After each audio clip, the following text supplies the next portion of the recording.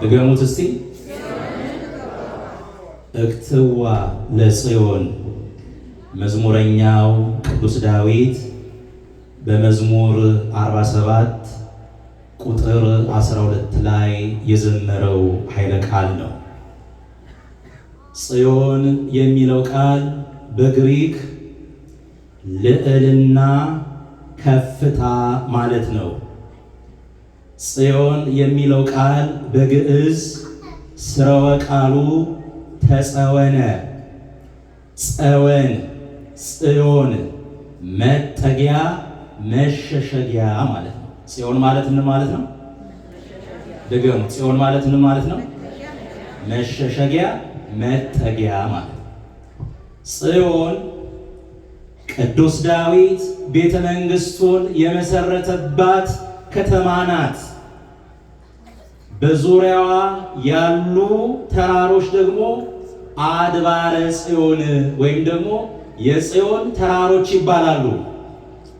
ቅዱስ ዳዊት ጽዮንን መጠጊያ አድርጎ ጠላቶቹን ስላሸነፈባት ከተማዋ ጽዮን ተብላ ተጠርታለች። በከተማዋ የሚኖሩ አይሁድ ደግሞ ጽዮናውያን ይባላሉ። ጽዮን የሚለው ስም በቆሙ ለቅዱስ ዳዊት ከተማ ለኪዳኑ ደግሞ ጽላት ሆኖ ሲያገለግል፣ ትንቢታዊ ሚስጥሩ ግን ለድንግል ማርያም ለዘላለማዊ ርስት ለቤተ ክርስቲያን የምንጠቀምበት ቃል ነው። ጽዮን ከኔ ጋር ናችሁ? ከቃሉ ጋር ናችሁ? እግዚአብሔር ሁላችን ጋር ይሁን። በደንብ አዳምጡ። እስራኤል በግብፅ በባርነት ሲኖሩ እግዚአብሔር ጸልየው እንዲድኑበት ሰውተው እንዲከብሩበት ታቦተ ጽዮንን ሰጥቶ 40 ዓመት መና ከሰማይ እያወረደ ውሃ ከጭንጫ እያፈለቀ በሰናይ መግቦ ምድረ ርስት አግብቷቸዋል እግዚአብሔር። ከዚህም በኋላ ካህን ሲሞት ካህን እየተተካ፣ መስፍን ሲሞት መስፍን እየተተካ ታቦተ ጽዮን ስትገለገል ኖራለች ማለት ነው። ለ40 ዓመታት መስፍኑ ካህኑ ኤሊ ታቦተ ጽዮንን ካገለገለ በኋላ አረጀ፣ ደከመ። ናምልሎቹን ጠራ። አፍኒንና ፊናስን ጠርቶ ምሉና ዱግ አድርጎ የበላይና ምክትል አድርጎ ሾማቸው ታቦተ ጽዮንን እንዲያገለግሉ። በደብተራ ኦሪት ታቦተ ጽዮንን እንዲያገለግሉ የተሾሙት አፍኒንና ፊናስ ግን ሹመታቸውን፣ ክብራቸውን፣ ክህነታቸውን ትተው እግዚአብሔርን ማሳዘን ጀመሩ። 3 ትልልቅ ኃጢአቶችን መስራት ጀመሩ ወይም ሰሩ እና እግዚአብሔርን አሳዘኑ። የመጀመሪያው ኃጢአት ምንድን ነው? አባቶቻቸው ሙሴና አሮን የሰሩትን ሥርዓት፣ ይኸውም በቀዳማይ ሰዓተ ሌሊት በርቶ በቀዳማይ ሰዓተ መዓልት የሚጠፋውን ፋና እንዳይበራ ከለከሉ። አንድ በሉ ጥፋት። ሁለተኛ ደግሞ ሕዝቡ ለመስዋዕት የሚያመጣውን እንስሳ ገና ታርዶ ስቡ ሳይጤስ ደሙ ሳይፈስ ስጋውን መብላት ጀመሩ። የዛን እንስሳ ስንተኛ ኃጢአት? ስንተኛ? ተናገሩ። የተኛችሁ መቃብሩ ስንተኛ ኃጢአት ነው? ሁለተኛ ኃጢአት። ሶስተኛው ኃጢአት ደግሞ ጸሎት እናደርሳለን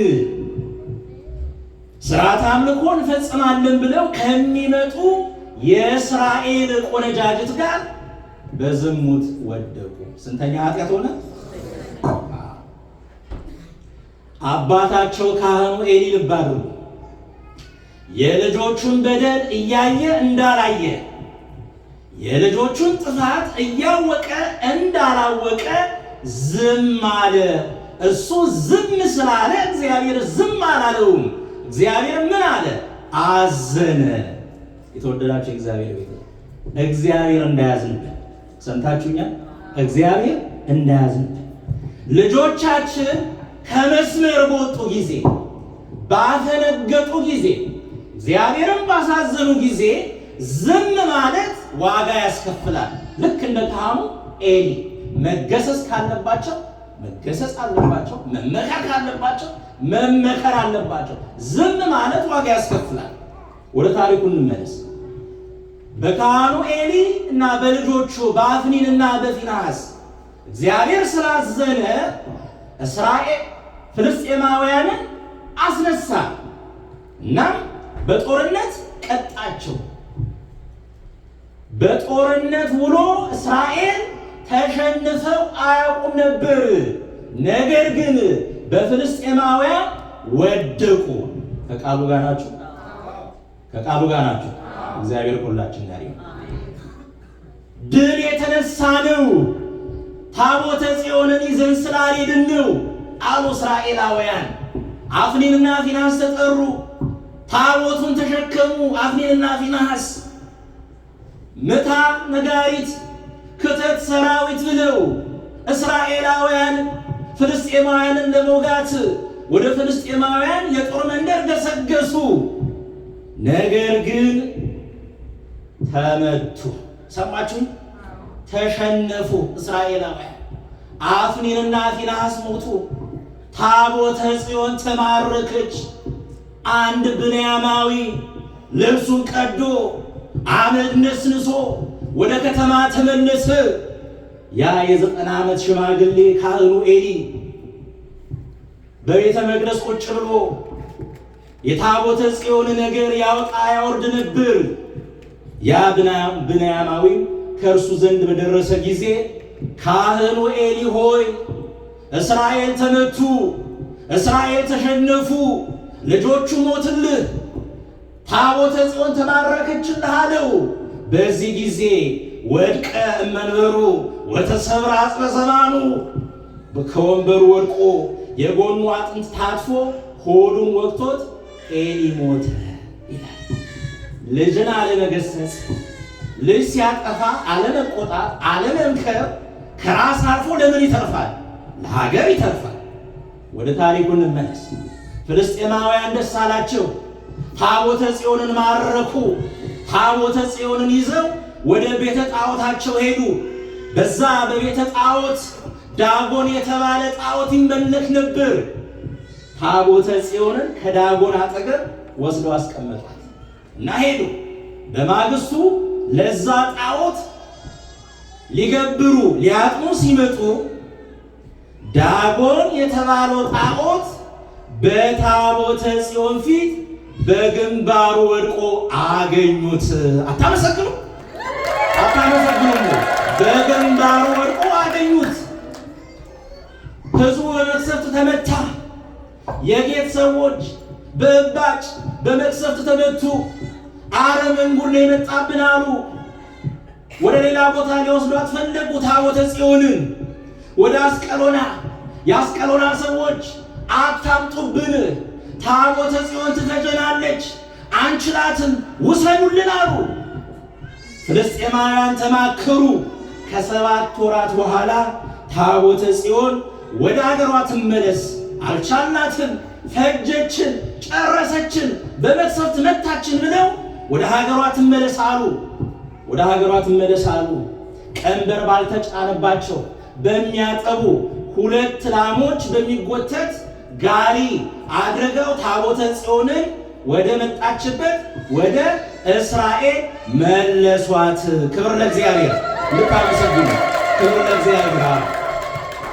እስራኤል ታቦተ ጽዮንን ከጠላት ሲታደጉባት፣ ከቸነፈር ሲድኑባት፣ ሲያጠፉ እግዚአብሔርን እየለመኑ ምሕረት ድህነት ሲያገኙባት፣ በረከት ረድኤት ሲቀበሉባት እስከ ሰለሞን ዘመነ መንግስት ድረስ ቆይተዋል እና በሰለሞን ዘመነ መንግስት እስራኤል ወደፊት ጠፍ እንደምትሆን እግዚአብሔር ስለሚያውቅ በእርሱ ቸርነት በንጉሥ ሰለሞን አስረካቢነት በኢትዮጵያዊው በምኒልክ ተቀባይነት ተረካቢነት ታቦተ ጽዮን ወደ ኢትዮጵያ መጥታ በአክሱም ተቀምጣለች። አመስግኑ። በእልልታ በጭብጨባ በእልልታ በጭብጨባ።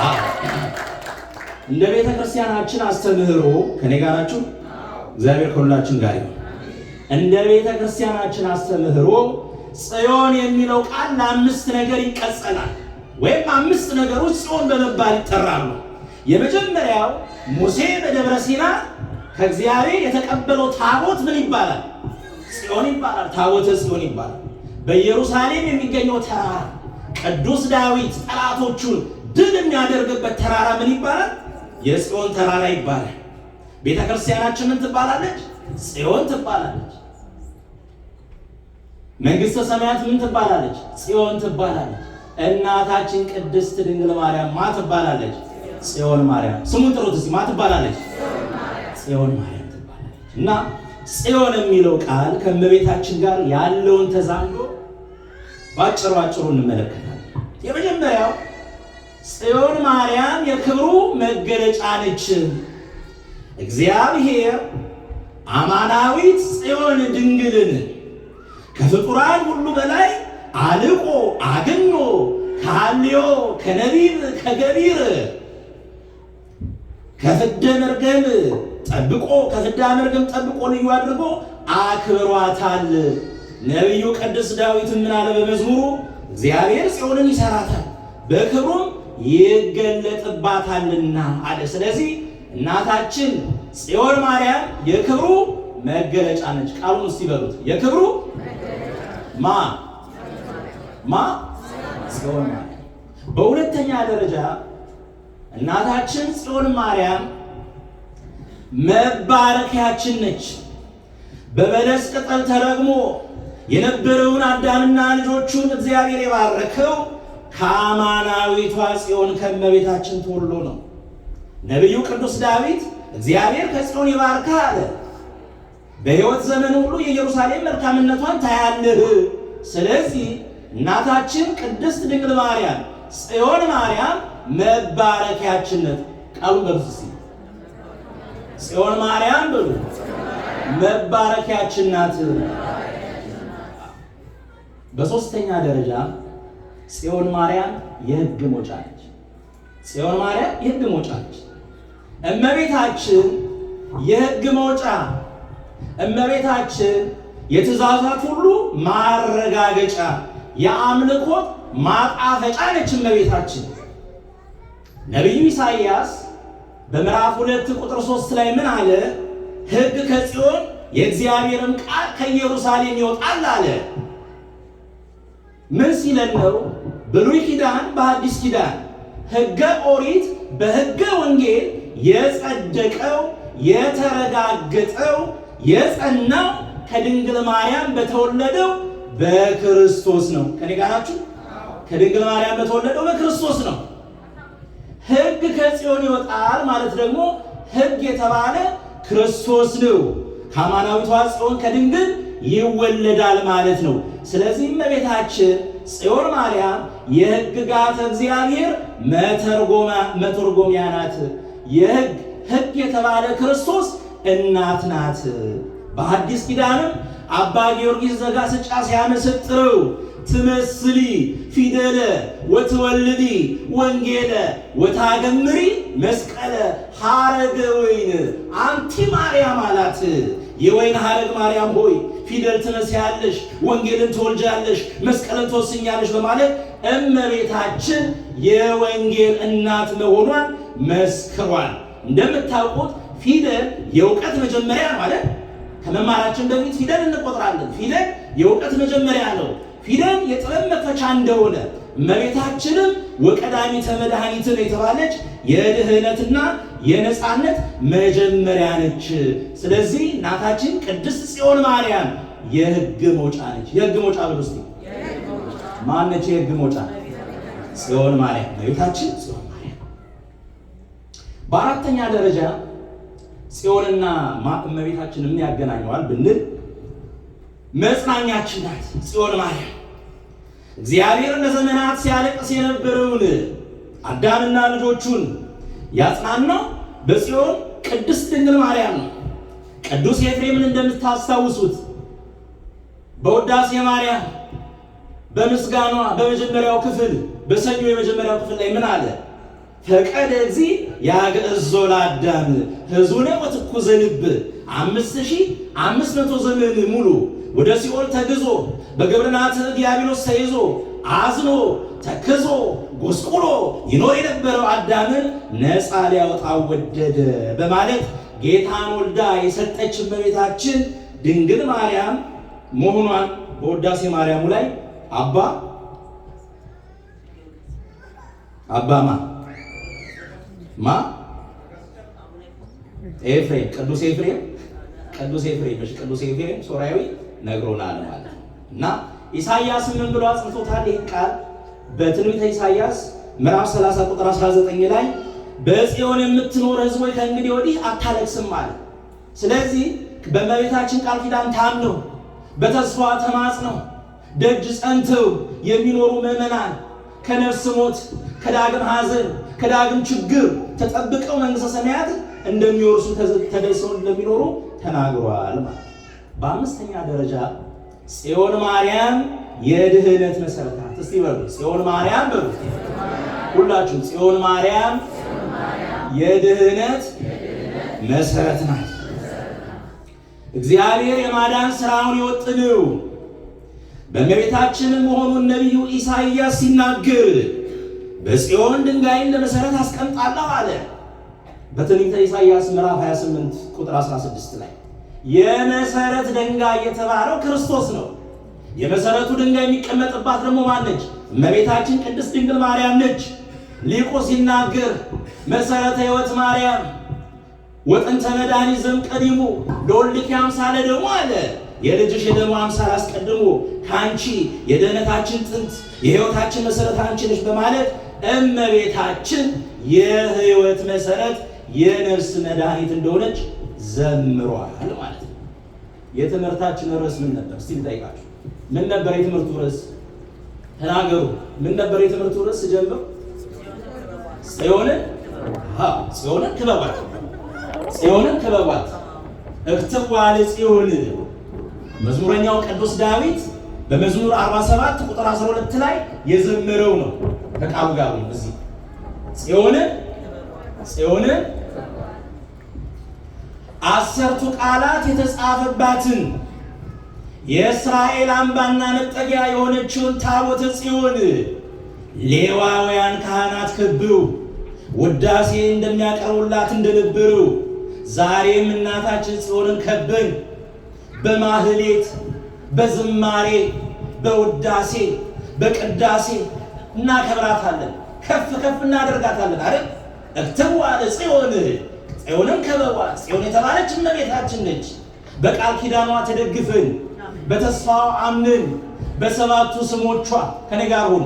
በሰባቱ ስሞቿ በማርያም በኪዳነ ምሕረት በጽንሰታ ለማርያም በልደታ ለማርያም በበዓታ ለማርያም በፍልሰታ ለማርያም በቁስቋም እየተማጸንን በስሟ በተገደሙት ገዳማትና አድባራት እየሄድን እየተማጸንን ድህነትን እናገኛለን።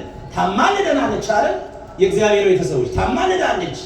እናታችን ጽዮን ስሟ ለማማለድ፣ እናታችን ጽዮን ስሟ ለማስታረቅ፣ ጭንቀትን ለማስወገድ የሰለጠነ የፈጠነ የበቃ የነቃ የማያንቀላፋ ብርቱ ስም ነውና አይደለም እንዴ? ታዲያ ታመሰግኗት።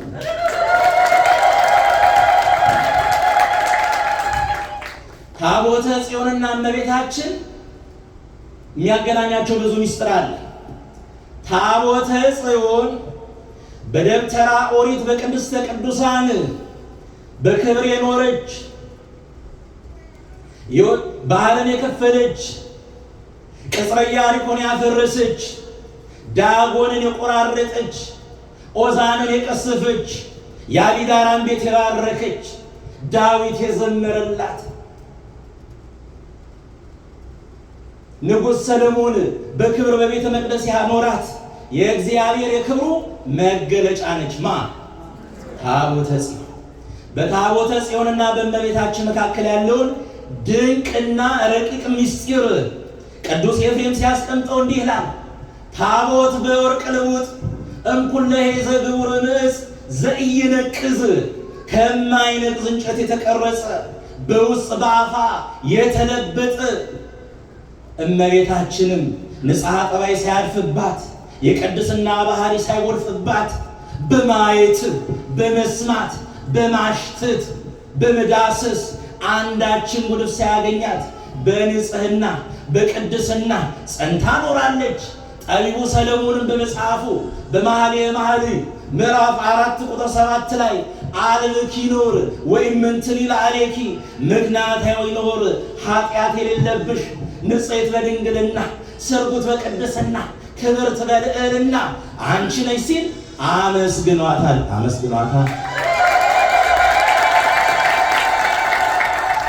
ታቦተ ጽዮን በከበረ ወርቅ እንደተሸለመች እመቤታችንም በንጽሐ ሥጋ በንጽሐ ነፍስ በንጽሐ ልቡና የተሸለመች ያጌጠች ነች። እመቤታችንም ታቦተ ጽዮን የቃለ እግዚአብሔር ማደሪያ እንደሆነች እመቤታችንም ለአካላዊ ቃል ለእግዚአብሔር ወልድ ማደሪያ ነች እመቤታችንም። ስለዚህ እግዚአብሔር ቤተሰቦች ህዳር 20 እንደሚከበረው የህዳር ጽዮን በዓል ጌታችን ኢየሱስ ክርስቶስ ራሱን ከብሉይ ኪዳን እስከ ሐዲስ የገለጠበት፣ እግዚአብሔር ከብሉይ ኪዳን እስከ ሐዲስ ራሱን የገለጠበት ታላቅ በዓል ነው። አመስግኑ ሲሆን ታላቅ በዓል ነው። እናታችን ጽዮን ማርያም የምድር ሁሉ ደስታ ናት። እናታችን ጽዮን ማርያም የእግዚአብሔር የጌትነቱ ውበት ናት። እናታችን ጽዮን ማርያም የተሾመባት ዙፋን ናት። ጽዮን ማርያም የእግዚአብሔር መመስገኛው ናት። የድህነት ምንድን ነች? መሰረት ነች። የፍቅሩ መገለጫ ነች። የፍርዱ ዙፋን ነች። እናታችን ጽዮን ማርያም የታላቅነቱ ምስክር ናት። እናታችን ጽዮን ማርያም ለፍጥረታት ሁሉ የብርሃናቸው መቅረዝ ናት። ከኔ ጋር ናችሁ? የሰማችሁኝ ነው? እሺ፣ እግዚአብሔር ከሁላችን ጋር ይሁን። በመጨረሻም እንግዲህ ህዳር ጽዮንን ለምን እንደምናከብር ምክንያቱም ማወቅ አለብን አይደል?